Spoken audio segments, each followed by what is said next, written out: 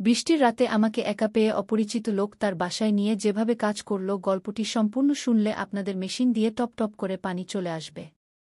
আপনারা হাতের কাজ করতে বাধ্য হবেন, তাই হাতের কাজ করার আগে হাতের কাছে অবশ্যই টিস্যু রাখবেন। হ্যালো বন্ধুরা, আমার নাম প্রিয়াঙ্কা এবং আমি একটি আইটি কোম্পানিতে কাজ করি। আমি খুব সুন্দর একটি মেয়ে, আমার বয়স 25 বছর। আমি এখনও অবিবাহিত, কিন্তু কিছুদিন ধরে আমাদের কোম্পানিতে কাজ করা রোহন আমাকে পছন্দ করতে শুরু করেছে। আমরা দুজন একসাথে কাজ করতাম এবং অনেক সময় একে অপরের সাথে কাটিয়েছি। আমিও রোহনকে পছন্দ করতে শুরু করেছিলাম। সে খুব হাসি খুশি ছিল এবং সবসময় মজা করত। তার সাথে সময় কাটাতে আমার ভালো লাগত। মাঝে মাঝে আমরা দুজন বাইরে রেস্তোরাঁও খেতে যেতাম। একসাথে 1 বছর কাজ করার পর রোহন আমাকে বিয়ের প্রস্তাব দেয় এবং বলে, প্রিয়াঙ্কা, আমি তোমাকে ভালোবাসতে শুরু করেছি। তুমি খুব সুন্দর এবং আকর্ষণীয়। তুমি আমার জীবনে এসে আমার জীবনকে সাজিয়ে দাও। তুমি কি আমাকে বিয়ে করবে? আমি খুশি হয়ে তার প্রস্তাবে হ্যাঁ বলেছিলাম এবং সে সম্পর্ক নিয়ে আমার বাড়িতে আসে। আমার পুরো পরিবার তাকে খুব পছন্দ করেছিল। সে ঠিক সেই ধরনের ছেলে ছিল যেমন আমার বাবা মা চাইতেন। রোহনের পরিবারও আমাকে পছন্দ করেছিল। আমাদের দুজনের পরিবারের সম্মতিতে আমাদের বিয়ে ঠিক হয়ে গিয়েছিল। বিয়ের তারিখ ছিল 20 দিন পর। বাড়িতে বিয়ের প্রস্তুতি জোরে সোরে চলছিল, কিন্তু আমি তখনও অফিসে যাচ্ছিলাম। আমি ভেবেছিলাম বিয়ের 2 দিন আগে ছুটি নেব, কারণ প্রাইভেট কোম্পানিতে ছুটি পাওয়া একটু কঠিন। মা বাবা বলেছিলেন, তুমি প্রস্তুতির চিন্তা করো না, সব ঠিক হয়ে যাবে।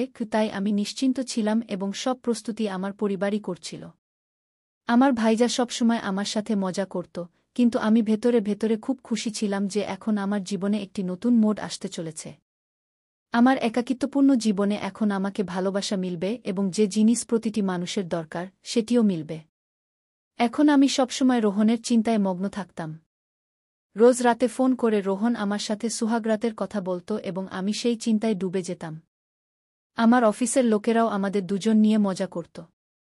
সবকিছু ঠিকঠাক চলছিল, কিন্তু আমার জীবনে একটি নতুন ঝড় আসার জন্য অপেক্ষা করছিল, যা সম্পর্কে আমি সম্পূর্ণ অজানা ছিলাম। একদিকে আমি রোহন এবং আমার নতুন জীবনের নতুন স্বপ্ন দেখতে শুরু করেছিলাম, অন্যদিকে আমার জীবনে একটি ভূমিকম্প আসতে প্রস্তুত ছিল এবং আমি জানতাম না যে এটি আমাকে এমনভাবে ধ্বংস করে দেবে। একদিন রোহন অফিসে আসেনি কারণ তার অসুস্থতা ছিল। এই কারণে আমাকে অফিসে বেশি কাজ করতে হচ্ছিল। কাজ শেষ হতে হতে রাত 10টা হয়ে গিয়েছিল। বাড়ি যেতে আমার অনেক দেরি হয়ে গিয়েছিল। আমি তাড়াতাড়ি আমার পার্স নিলাম এবং বেরিয়ে গেলাম। তারপর আমি রাস্তায় অটোর জন্য অপেক্ষা করতে লাগলাম, কিন্তু তখনই আবহাওয়া খারাপ হতে শুরু করল এবং বৃষ্টি শুরু হয়ে গেল। দাঁড়ানোর কোনো জায়গা ছিল না, তাই আমি বৃষ্টিতে ভিজতে লাগলাম। এত রাত হয়ে যাওয়ার কারণে কোনো অটোও পাচ্ছিলাম না। আমি অনেকক্ষণ ধরে অটোর জন্য অপেক্ষা করছিলাম। আমি এখন দাঁড়িয়ে দাঁড়িয়ে বিরক্ত হতে শুরু করেছিলাম। আমি খুব খারাপভাবে ভিজে গিয়েছিলাম। তখনই আমার সামনে একটি বড় গাড়ি এসে দাঁড়াল। গাড়ির জানালা থেকে একটি যুবক বলল, গাড়ির ভিতরে চলে আসো, বৃষ্টিতে দাঁড়িয়ে থাকলে অসুস্থ হয়ে পড়বে। আমি তাকে দেখে চিনতে পারলাম, এটি আমার অফিসের নয়, বরং আমার সামনের অফিসে কাজ করে। অনেকবার লিফটে আসার সময় আমি তাকে দেখেছি। যখনই লিফটে আমি তার সাথে একা থাকি, সে আমার দিকে চুপচাপ তাকিয়ে থাকে। একবার আমি অফিসের পর অটোর জন্য অপেক্ষা করছিলাম, তখন এই যুবক আমার কাছে এসেছিল। সে সেই দিনও আমাকে লিফট অফার করেছিল, কিন্তু তখনই সেখান থেকে রোহন তার বাইক নিয়ে এসেছিল এবং আমি তার সাথে চলে গিয়েছিলাম। সে অনেকক্ষণ ধরে আমাদের পিছু নিয়েছিল। কিন্তু আজ তো রোহনও নেই এবং এই ছেলে আমাকে আবার লিফট অফার করছে। আমি ভেবেছিলাম কোনো অপরিচিতের কাছ থেকে লিফট নেওয়া ঠিক হবে না, তাই আমি তাকে না বলে দিয়েছিলাম এবং বলেছিলাম, থ্যাংক ইউ, কিন্তু আমি অটোর জন্য অপেক্ষা করব। তখনই সেই যুবক দৌড়ে বেরিয়ে এসে বলল, রাত 11টা হয়ে গেছে, এত রাতে তোমাকে কোথাও অটো মিলবে না। আবহাওয়া খুব খারাপ এবং এত রাতে কোনো মেয়ের এভাবে একা দাঁড়িয়ে থাকাও নিরাপদ নয়। তুমি প্লিজ আমার সাথে চলো। এখন সে সেখানেই দাঁড়িয়ে আমার উত্তর সুরাপ্রাপ্তির জন্য অপেক্ষা করেছিল এবং আমাকে তার একটি শার্ট ও প্যান্ট দিয়ে বলল, এটি পরিধান করো। সে ঘর থেকে বেরিয়ে গিয়েছিল। আমি আমার শরীর মুছছিলাম, তখনই আমার চোখে পড়ল সামনে থাকা হেয়ার ড্রায়ার। আমি ভাবলাম, প্রথমে আমার ভেজা চুল শুকিয়ে নিই, কারণ যদি আমার মাথা ভেজা থাকে তাহলে আমার মাথা ব্যথা শুরু হয়। আমি ধীরে ধীরে আমার চুল শুকানো শুরু করলাম এবং চুল শুকাতে শুকাতে একটু বেশি সময় লাগল। তারপর আমি আমার সব ভেজা কাপড় খুলে আমার শরীর মুছতে শুরু করলাম। তখনই সেই ছেলে ঘরের ভিতরে চলে এল। সেই সময় আমি কিছুই পরিধান করিনি, আমি মাথা থেকে পা পর্যন্ত সম্পূর্ণ পোশাক ছাড়া ছিলাম এবং সে আমাকে এই অবস্থায় দেখে ফেলেছিল। এক মুহূর্ত সে আমাকে দেখেই থাকল, কিন্তু পরের মুহূর্তেই সরি বলে দরজা বন্ধ করে দিল। আমার অবস্থা তখন খুব খারাপ হয়ে গিয়েছিল, একটি যুবক ছেলে আমাকে এই অবস্থায় দেখে ফেলেছিল। আমি তৎক্ষণাৎ শার্ট পরলাম, কিন্তু তার প্যান্ট আমার জন্য মানানসই হচ্ছিল না, তাই আমি তোয়ালে জড়িয়ে নিলাম। এরপর যখন আমি বাইরে বেরোলাম সে বলল, আমাকে ক্ষমা করো, কিন্তু আমি তো দরজা নক করে এসেছিলাম, তুমি উত্তর দিলে না কেন?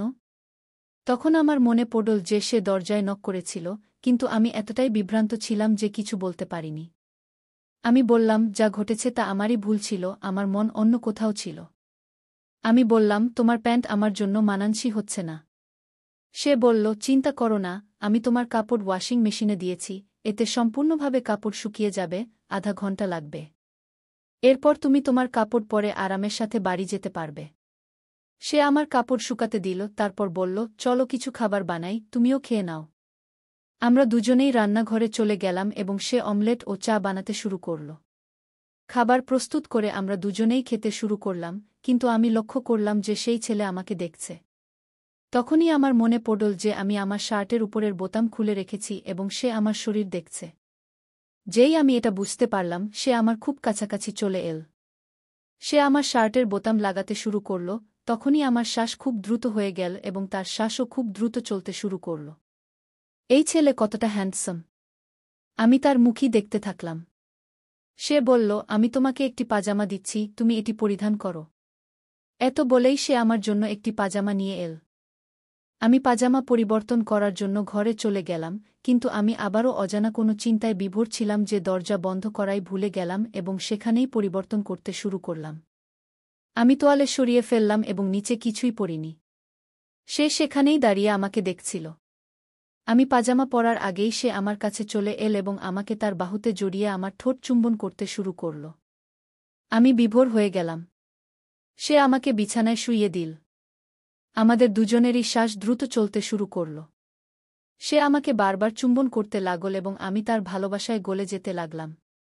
জানি না কি এক মাদকতা ছড়িয়ে পড়ল যে আমার কোনো কিছুরই হুঁশ ছিল না। সে আমাকে চুম্বন করতে করতে আমার শার্টের বোতাম খুলতে শুরু করল। কোনো ছেলে আমাকে প্রথমবার চুম্বন করেছিল, রোহনও আমাকে আজ পর্যন্ত চুম্বন করেনি, শুধু আমার হাত ধরেছিল। রোহনের কথা মনে হওয়া মাত্রই আমার মনে পড়ল যে আমার বিয়ে হতে চলেছে। কিন্তু এখন আমি এই রোমাঞ্চকর যাত্রার সেই মুহূর্তে পৌঁছে গিয়েছিলাম যে নিজেকে থামাতেই পারছিলাম না। সে ধীরে ধীরে আমার শার্টের সব বোতাম খুলে দিল। আমি তার ভালোবাসার গভীরে ডুবে গেলাম। আধা ঘন্টা ধরে আমরা সুদবুদ হারিয়ে ভালোবাসা করলাম। কিন্তু তখনই হঠাৎ আমার মনে হল, আমি কি করছি? এটা ভেবেই আমার চোখ থেকে অশ্রু বেরিয়ে এল। আমি বললাম, তুমি কি করছ? আমি তো তোমাকে চিনি না। সে বলল, আমি আকাশ সিংঘানিয়া। এই নাম শুনেই আমি চমকে উঠলাম, কারণ আমার পাশের অফিসের সিইও আকাশ সিংঘানিয়া, অর্থাৎ এটি একটি বেশ ধনী ছেলে। এবং সে কি আমাকে চেনে? কারণ প্রতিবার সে আমাকে তার বিল্ডিংয়ের আশেপাশে পায় এবং প্রতিদিন লিফটে আমার সাথে ওঠানামা করে। কিন্তু আমি কখনো তার দিকে মনোযোগ দিইনি। আমি বললাম, থামো, এর বেশি কিছু করো না। যদিও আমি নিজেকে থামাতে পারছিলাম না, কিন্তু সম্ভবত সে আমার চোখে অশ্রু দেখে থেমে গেল এবং ঘর থেকে বেরিয়ে গেল। সে তার সীমা অতিক্রম করেনি এবং আমার সম্মান অক্ষত ছিল। আমি দ্রুত উঠে দেখলাম আমার ভেজা কাপড় শুকিয়ে গেছে। আমি দ্রুত আমার কাপড় পরলাম এবং বাইরে চলে এলাম। আকাশ আমার দিকে তাকাচ্ছিল না, কিন্তু আমি তার সাথে কথা বলতে চাইছিলাম। সে আমার দিকে না তাকিয়েই বলল, চলো প্রিয়ঙ্কা, আমি তোমাকে বাড়ি ড্রপ করে দিই। আমরা দুজনেই গাড়িতে বসলাম। আমি চাইছিলাম আকাশ আমার সাথে কথা বলুক, আমাদের মধ্যে যা কিছু ঘটেছে সে সম্পর্কে কিছু বলুক, কিন্তু সে তো আমার দিকে তাকাতেই পারছিল না। আমার বাড়ির পা। সে এসে থেমে গেল এবং বলল, যদি চাও তবে ছাতা নিয়ে যেতে পারো। আমি তার দিকে তাকাতে লাগলাম, তখন সে তার পার্স খুলে তার কার্ডটি আমাকে দিল। আমি কার্ডটি হাতে নিয়ে তার কিছু বলার অপেক্ষা করতে লাগলাম, কিন্তু সে নীরব থাকল। হঠাৎ, জানি না আমার কি হল, আমি তার কাছাকাছি চলে গেলাম এবং তার ঠোঁটে চুমু দিলাম। সে আমার দিকে প্রেমভরা দৃষ্টিতে তাকিয়ে থাকল। আমি গাড়ি থেকে নেমে বাড়ি চলে এলাম। আমার বেডরুমে গিয়ে প্রায় আধা ঘন্টা ধরে আমি শুধু এটাই ভাবতে লাগলাম যে আজ কি হয়ে গেল। তখনই আমি তার কার্ডটি দেখলাম, যেখানে তার ফোন নম্বর ছিল। ভাবনা ছাড়াই আমি তার নম্বর ডায়াল করলাম।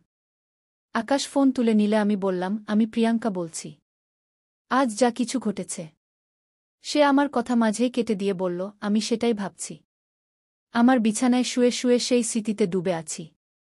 সেটা আমার জীবনের সবচেয়ে সুন্দর মুহূর্ত ছিল। জানি না আমার হৃদয়ে কি হয়েছিল, এটি কি ধরনের টান ছিল যে আমি আকাশের দিকে আকৃষ্ট হচ্ছিলাম। আর এইসব ভাবতে ভাবতে আমি ঘুমিয়ে পড়লাম। পরের দিন সকালে উঠে আমি মোবাইল নিয়ে আকাশকে গুড মর্নিং মেসেজ পাঠালাম। আজ শনিবার ছিল এবং আমাদের ছুটি ছিল। এর মানে আজ আমি আকাশকে দেখতে পাব না। সঙ্গে সঙ্গে তার জবাব এল, আজ কি করছ? আমাকে আজ বিয়ের শপিং করতে যেতে হবে, কিন্তু আমি তাকে লিখলাম যে আজ আমি ফ্রি আছি। এটি ভালোবাসা ছিল নাকি কিছু অন্য কিছু জানি না। সে লিখল, আমার বাড়িতে লাঞ্চে চলে আসো। 12টার মধ্যে চলে আসো, আমি লাঞ্চ তৈরি করে রাখব। আমি ঘড়ি দেখলাম, তখন 10টা বেজে গেছে। আমি দ্রুত প্রস্তুত হয়ে গেলাম এবং আমার মা-বাবাকে বললাম যে আমি একা শপিং করতে যাচ্ছি। আজ আমাকে রোহনের সাথে দেখা করতে হবে, কিন্তু তার আগে আমি আকাশের সাথে দেখা করতে চাইছিলাম। আমাদের মধ্যে যা কিছু ঘটেছিল তা আমার জীবনে এক ধরনের ভূমিকম্প এনে দিয়েছিল। আমি আকর্ষিত হয়ে তার বাড়িতে 12টার মধ্যে পৌঁছে গেলাম। আমাকে দেখে সে হাসল এবং বাড়ির ভেতরে ডেকে নিল। সে বলল, খাবার তৈরি আছে, আগে খেয়ে নিই, তারপর কথা বলব। খাওয়ার পর আমি বললাম, দেখো আকাশ, গতকাল যা কিছু ঘটেছে সেটা কিভাবে যেন হয়ে গেল। আমার বিয়ে ঠিক হয়ে গেছে এবং 19 দিন পর আমার বিয়ে। আমার কথা শুনে তার মুখে রাগ স্পষ্ট দেখা যাচ্ছিল, যেন সে আমাকে হারাতে চায় না। সে কি আমাকে ভালোবাসে?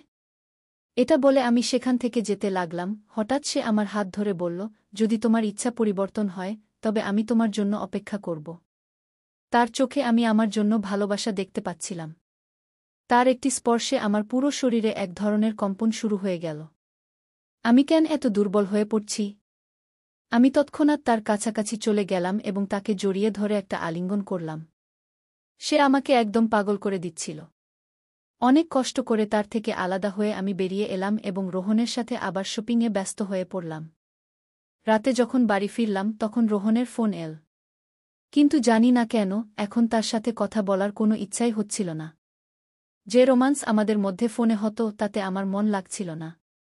আমি বললাম, রোহন, আমি খুব ক্লান্ত, কাল কথা বলব। এত বলে ফোন রেখে দিলাম।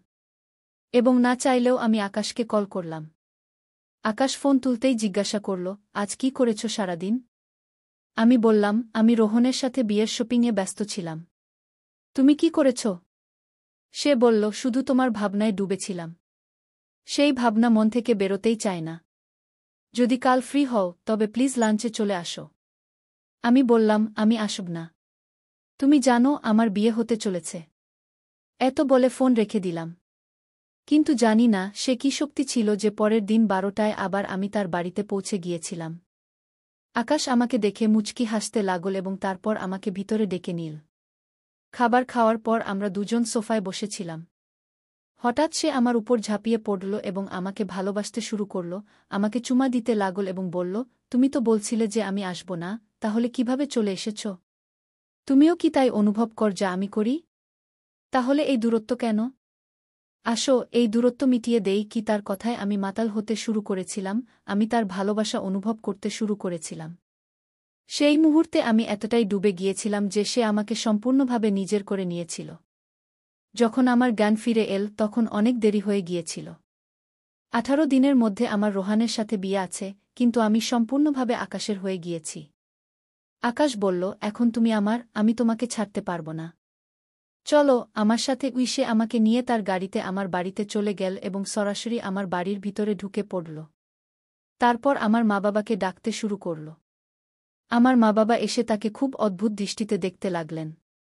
আকাশ নিজের পরিচয় দিল, তারপর বলল, আপনাদের মেয়ে এবং আমি এক হয়ে গিয়েছি, এখন আলাদা হতে পারব না। তার এই কথায় আমার মুখ সম্পূর্ণ লাল হয়ে গেল।